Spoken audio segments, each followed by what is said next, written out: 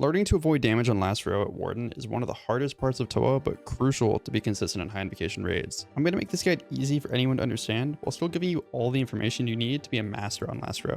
Everything will be timestamped below if you're looking for a specific part. Let's go ahead and start with all the plugins that will aid you on last row. Tile indicators has 3 different settings, and I have them all on. The first one highlights the tile that you have clicked on and your character is currently pathing to. The second highlights the tile that your mouse is currently hovering over. And the third, and probably most useful plugin on this entire list, highlights your true tile. True tile is so helpful because your character's animation actually lags a bit behind where you really are in game, so true tile shows you the tile that your character is actually on. I use Entity Hider to hide all thralls. Some people like to also hide other players during Warden, but I find it helpful to see other players so I can know where they're dropping boulders at. This can be useful for P2 though. Final phase of Warden is an abnormally loud part of the raid, and I do prefer to play with game sounds on, so I use Annoyance mute to mute specific sound IDs. On screen are the ones I've muted if you want to copy mine. I basically have all sounds muted other than the ones that are actually useful to hear. I actually got all these IDs from another video that Sido made, and he has a bunch more that I'm not using, so I'll link his pastebin and his video in the description. I'll also have all of the IDs that I'm using in there, so you can just copy and paste. Under the Tombs of a Maski plugin, you can remove the screen shake during the final phase, which can be a bit obnoxious. Menu Entry Swapper allows you to change your left click and shift click option on basically anything in the game. Now this is an extremely useful plugin that has a ton of implications outside of just last row on Warden, but for only last row, the resupply and withdraw options on the bag can be useful. Resupply is cool since it allows you to basically refill any pots you have in your inventory with potions from your bag. To change to the left click or shift click options, hold shift and then right click on the item, in this case your supply bag and TOA, and then choose the settings that you want. I personally have mine set to shift click withdraw all and left click open. I don't personally use inventory tags, but some people find it useful to mark key items, for example your yellow Keris, so you can quickly find them in your inventory. GPU does a lot of things, but I use it to make my game look better. Here's what my game looks like without GPU, and here's how it looks with GPU. Yeah, I forget people actually play this game without GPU. To be fair, it looks a lot worse than it should because I do have stretched mode on, but that's another conversation. Now let's go over the very basics of what you need to know to survive the final phase of Warden. Understanding everything here is crucial to learning how to actually avoid all damage. Staying near the middle is very important when on last row, so you don't find yourself in a position where you're forced to tank a lightning hit. If there are multiple free tiles to run to, prioritize the tile closest to the middle. Never walk back to a tile you were standing on recently. With Insanity on, Baba drops a boulder every 3 ticks, making it easy to walk back onto a dropped boulder. Boulders are the most dangerous attack during last row, so avoid them at all costs. If you have game sounds on, once you hear this sound, that means the tile that you're standing on, when you first hear that sound, will have a boulder fall on it. This goes for every player in the raid, and you can use this sound to help you avoid your own boulders as well as other players' boulders. You'll want to keep your yellow Keris in the same place every time, assuming you have one. I like to keep mine in the bottom right corner so that when I hit F5 to click my spec bar, I don't have to move my mouse. I just click the spec bar. Just find a place you like to keep your Keris and keep it there. I'd also recommend you do this with other potions like your Ambrosius. Another tip is that before starting the very first phase of Warden, you can open up your bag and organize it how you'd like. This way your potions can come out in the order you'd like them to. You can also use the resupply option that I spoke about earlier. Assuming you have 99 prayer, sip your pots right away if you see your prayer drop below 60. If you don't have 99 prayer, just see how much prayer one sip of potion takes, and then subtract that from your current prayer level, and just make sure you're sipping around that. This is mainly for people who are using a Keris as their main heal, but it's relevant for anyone. It's important to remember that most of the time you'll have deadly prayers on, which will cause you to lose prayer points every time you take damage. This makes it really easy for your prayer to drop below 50, or even all the way to 0, making it needlessly more effort to care spec. Now that we've covered the basics, let's go over the most important parts of avoiding damage during Warden's final phase. Once on last row, you'll need to know when you can step on the lightning while still taking no damage. The lightning shadows will spawn in groups of 2 or 3. Once the shadow nearly covers an entire tile, you can actually click on the shadow, and by the time your character paths over to it, the tile will now be safe. I'll show some slowdown and full speed examples of this on screen now.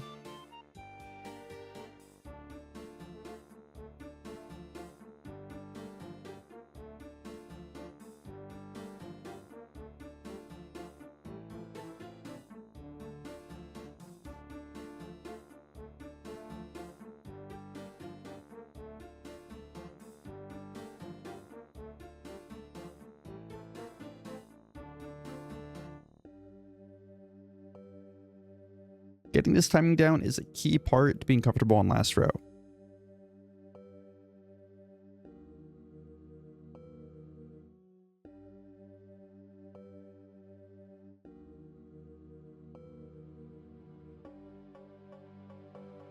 The next part's a little bit hard to explain, but just hear me out and it'll definitely help you with stepping on the lighting on last row. So what you're looking at on screen right now is a zoomed in and slowed down video of the shadows spawning on last row. The purpose of this is to show you which tick you're supposed to click on to avoid all damage. As you can see in the example, I click on tick 3, which is the correct tick, and I avoid all damage. Now you don't need to be like counting ticks while you're on last row or anything. Literally the only point of this graphic is to allow you to really try to understand what the shadow looks like on the tick that you're allowed to click it on. Because to step on the shadow without taking damage, you do have to be tick perfect. So you need to understand what tick you need to click on to not take any damage. You can see that the shadow will basically fill the entire tile that it's on and then kind of not grow for just a little bit. And then in that time that it's not growing and it's filled the entire tile, that's the time that you click and you move onto the tile. That's the time that you click and move onto the shadow. I hope this makes things make a little bit more sense. Again, I don't want you counting ticks on last row. Please don't be doing that. But just understand what tick you're meant to be clicking on to avoid damage.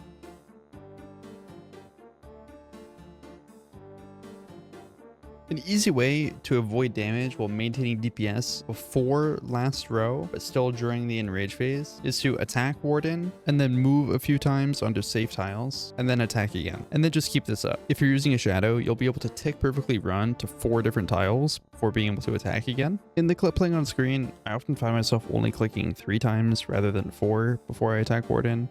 And this is just a little bit easier than clicking 4 times. If there just so happened to be a shadow on that one tick I was going to attack, but typically it's fine. If you're using a Bofa, it's just 1 tick slower, so you could tick perfectly, move 3 times, then attack, but you might find it easier to just move twice and then attack. Keeping yourself constantly moving allows you to quickly move away from dangerous tiles, while reminding you how quickly you need to keep attacking to maintain DPS. Making sure you don't lose any ticks and attacking when your weapon's off cooldown is actually a really important part of the final fight. As you can see here, I don't even make it to last row because I'm just attacking every time my shadow's off cooldown. Something else you'll see me do is basically I will attack Warden and stand still until I have to move. I'll be looking around my character for 2 things: a shadow spawning underneath me or a boulder falling above me. And realistically, I can just look for one thing because I'll hear the boulder before it actually hits me. And so you basically just attack, stand still, and then when you need to move, you move. And then by the time you move, you probably can attack again because you probably just stood still for a couple ticks. The benefit of doing this is that you can basically do this all the way through last row, whereas the moving multiple times then attacking method, you can't really do that on last row because you're kind of running all over the room when you do that. So this final part is just going to be a few bonus tips to make your life a bit easier in last row. These are in no particular order and are kind of just rapid fire tips that I've come up with. This is a reminder to use your scarab at the start of P4 if you have one, either the healing one or the prayer one. If you have to tank some kind of damage, tank in this order: lightning first, then a Zabak attack, and then a boulder. Just say there's too many things going on at once and you need to tank one of them. Little life hack for getting full prayer really easily: you can set your Falador shield to left click regen prayer and you'll go from 0 to full prayer in 1 left click.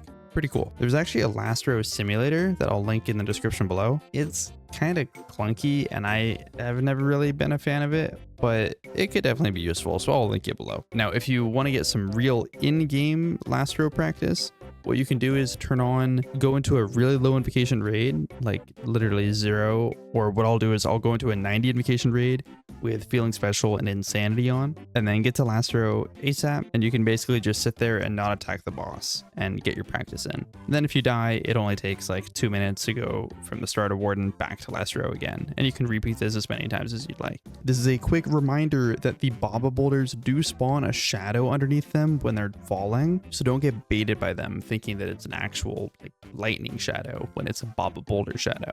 I know I mentioned earlier to make sure that you're sipping prayer every time you hit like 60 or below, but you should also just keep in mind that after you Keris spec, you need to immediately be sipping prayer again after that, because although Keris will full heal you, it drains a ton of prayer, and it can be easy to get smited immediately after specking.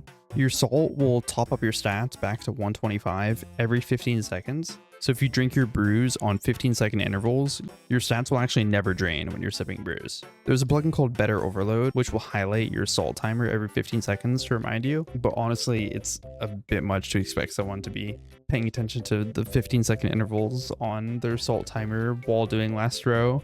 So that's why it's so far in here. So that is pretty much it. There's a handful of things that are not mentioned in this guide, but I figured they just weren't worth going over for the purposes of this video. If you enjoyed the guide, I would greatly appreciate a subscription and a like on the video. If you're looking for any other TOA guides, I have a handful on my channel already, and I plan to be making a guide on pretty much everything there is in TOA, so look out for that. And aside from that, I stream on Twitch, I don't know, pretty often, so you can follow me there at Warmups.